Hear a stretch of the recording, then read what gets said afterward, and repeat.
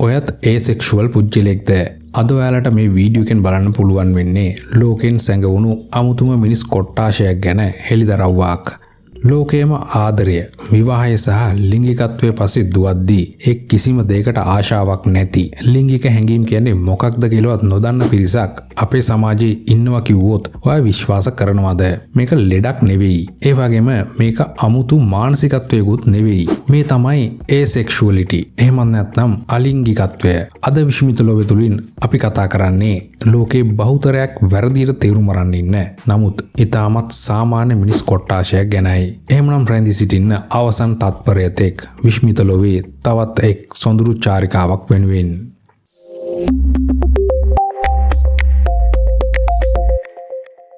ගොඩක් දෙනෙක් හිතන්නේ ඒසෙක්ෂුවලිටි කියන්නේ LGBT කාණ්ඩයේම තවත් එක කොටසක් කියලා. ඒක ඇත්ත වෙන්නේ මෙන්න මේ හේතුව නිසායි. Google එකේ මේ ගැන සිංහලෙන් හෙව්වොත් එන්නේ සමලිංගිකත්වය කියන වැරදි අර්ථය.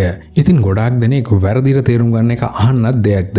හැබැයි මේකේ ඇත්තම සිංහල තේරුම වෙන්නේ අලිංගිකත්වය කියන වචනයයි. සරලවම කිව්වොත් පුද්ගලයෙකුට තවත් පුද්ගලයෙක් කෙරෙහි කිසිදු ලිංගික ආකර්ෂණයක් දැනෙන්නේ නැත්නම් ඔවුන්ව අලිංගික පුද්ගලයන් ලෙස හඳුන්වනවා. මේක හරියට අපි පාසලේදී ඉගෙන ගත්ත ශාකවල අලිංගික ප්‍රජනනය වගේ නමක් වුණාට මෙතනදී කතා කරන්නේ මිනිසුන්ගේ හැඟීම් ගැනයි. අලිංගික කිව්වම බොහෝ අය හිතන්නේ ඔවුන් කිසිම හැඟීමක් නැති රොබෝවරු වගේ පිරිසක් කියලා. නැත්නම් බ්‍රහ්මචාරී ජීවිතයක් ගත කරන භික්ෂු වගේ පිරිසක් කියලා. නමුත් ඒක සම්පූර්ණයෙන් වැරදි. අලිංගික පුද්ගලයෙකුට ආදරය කරන්න පුළුවන්, විවාහ වෙන්න පුළුවන්, සහකරුවෙක් එක්ක ඊටාම සාමාන්‍ය විදිහට ඉන්න පුළුවන්. ඔවුන්ට චිත්ත වේගී අවශ්‍යතා තියෙනවා. වෙනස වෙන්නේ ඔවුන්ට ලිංගිකව එක්වීමට ආශාවක් හෝ ඒ කෙරෙහි ආකර්ෂණයක් නොදැනීම විතරයි.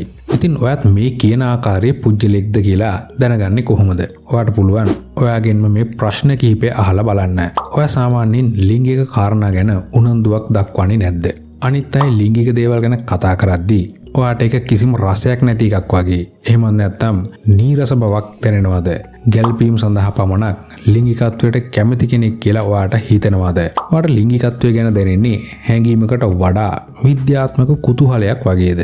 මේ ප්‍රශ්න වලට පිළිතුර ඔව් නම් ඔයා අලිංගික කාණ්ඩයට අයත් වෙන්න පුළුවන් කෙනෙක් කියන එකයි. මතක තියාගන්න.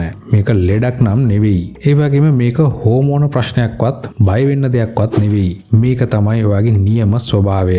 ඔයා දන්නවද? ලෝක ප්‍රසිද්ධ රහස් පරීක්ෂක ෂර්ලොක් හෝම්ස්ගේ චරිතය නිර්මාණය කරලා තියෙන්නේ අලිංගික පුද්ගලෙක් විදියට කියලා. ඒ වගේම මහාවිද්‍යාඥ සර් අයිසැක් නිව්ටන්, ෆ්ලොරන්ස් නයිටින්ගේල් වැනි අයත් මේ කාණ්ඩයට අයිතියයි කියලායි සැලකෙන්නේ. වර්තමානයේ හොලිවුඩ් සහ බොලිවුඩ් තරු පවා මේ වෙද්දි Taman අලිංගිකය කියලා ප්‍රසිද්ධිය කියලා තියෙනවා.